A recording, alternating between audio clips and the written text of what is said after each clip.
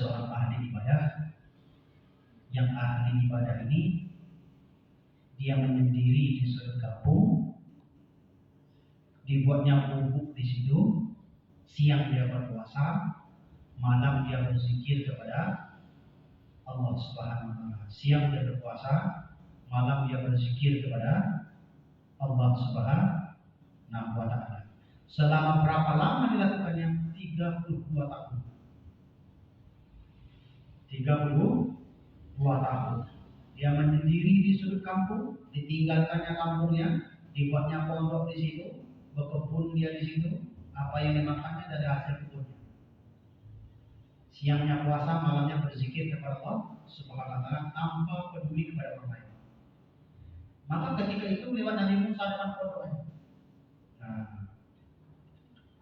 Oleh ahli ibadah ini jawab, nampak Nabi Musa lewat di situ, wahai Musa, engkau hendak kemana? Dijawab oleh Musa apa? Saya ingin berjumpa dengan Tuhan.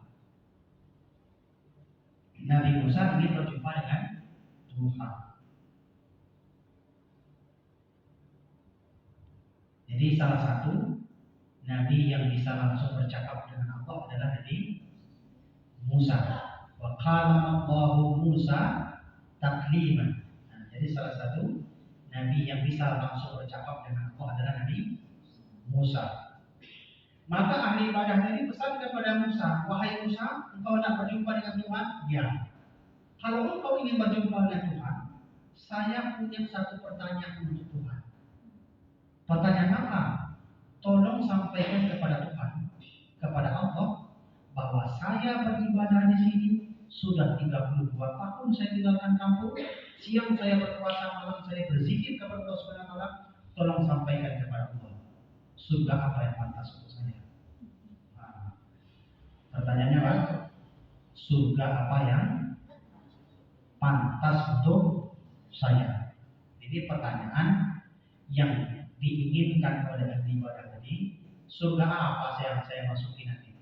Nah, oleh Musa ini disampaikan kepada Allah Subhanahu wa taala, ya Allah, hambaku yang di sudut kampung kemarin, yang di sudut kampung itu dia punya permintaan, dia punya pertanyaan. Oleh Allah jawab, wahai Musa, tolong sampaikan kepada dia, tempatnya adalah neraka. Tempatnya adalah neraka. Sudah 32 tahun dia beribadah di situ. Siang dia berpuasa, malam dia berzikir kepada Allah Subhanahu wa taala. Tempatnya adalah neraka. Jadi disampaikan kepada ahli ibadah tadi, wahai ahli ibadah, kata Tuhan, kata Allah Subhanahu wa taala, tempatmu adalah di neraka. Saya yang sudah beribadah di sini 32 tahun, tempat saya neraka. Ya. Kalau memang seperti itu wahai Musa, bagaimana dengan orang kampung yang tidak pernah ibadah? Pertanyaannya Pak, bagaimana nasib orang kampung yang tidak pernah beribadah, yang setiap hari dia berbuat dosa? Dia memikirkan orang kampungnya. Apa? Tentu lebih parah pula masuk nerakanya daripada saya. Kalau begitu wahai Musa, tolong sampaikan kepada Allah itu, kalau memang saya ini masuk neraka, saya punya satu permintaan kepada Allah Subhanahu wa taala. Permintaan apa? Mohon kepada Allah itu buat badan saya ini menjadi besar. Sebesar apa? Sebesar neraka itu, sehingga neraka itu saya saja isinya, orang lain tidak bisa masuk.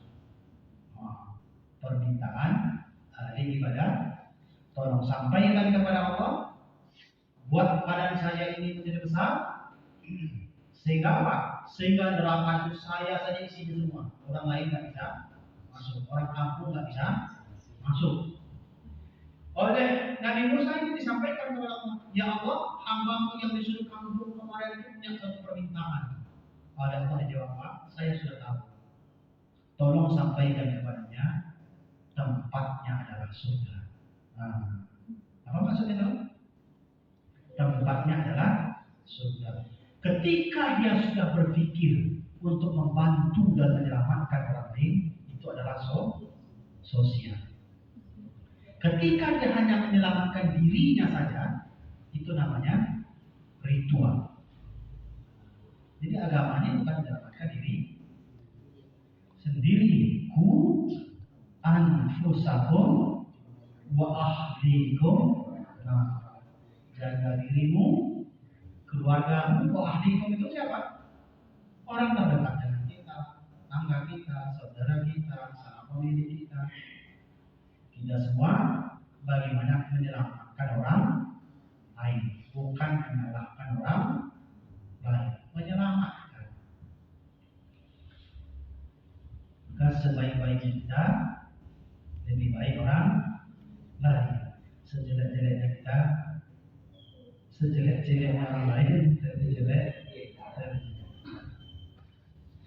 Berdosa yang bertaubat kepada Allah Subhanahu wa taala lebih dicintai oleh Allah dari ahli ibadah yang dia sombong dengan ibadahnya. Iblis adalah imamnya para malaikat, pemimpinnya para malaikat. Hanya gara-gara kesombongan diusir dari surga. Nah, seperti dengan iblis itu bagian dari malaikat. Maka kata iblis apa? Saya tidak takut dengan sholat kalian yang panjang-panjang. Saya tidak takut dengan bacaan Quran kalian yang panjang-panjang. Dengan ibadah kalian yang panjang. Cukup saya tanamkan sedikit kesombongan dalam hati kalian. Maka cukup itu sebagai bukti bahwa kalian telah pengikut saya. Itu iblis. Iblis itu imamnya para malaikat, lebih hebat ilmunya daripada Jibril. Tetapi karena kesombongannya, dia diusir oleh Allah dari surga. Kata iblis itu, tidak takut dengan ibadah kalian yang panjang-panjang, cukup dengan kesombongan yang ada dalam hati kalian, maka itu cukup sebagai bukti bahwa kalian adalah pengikut saya. Jadi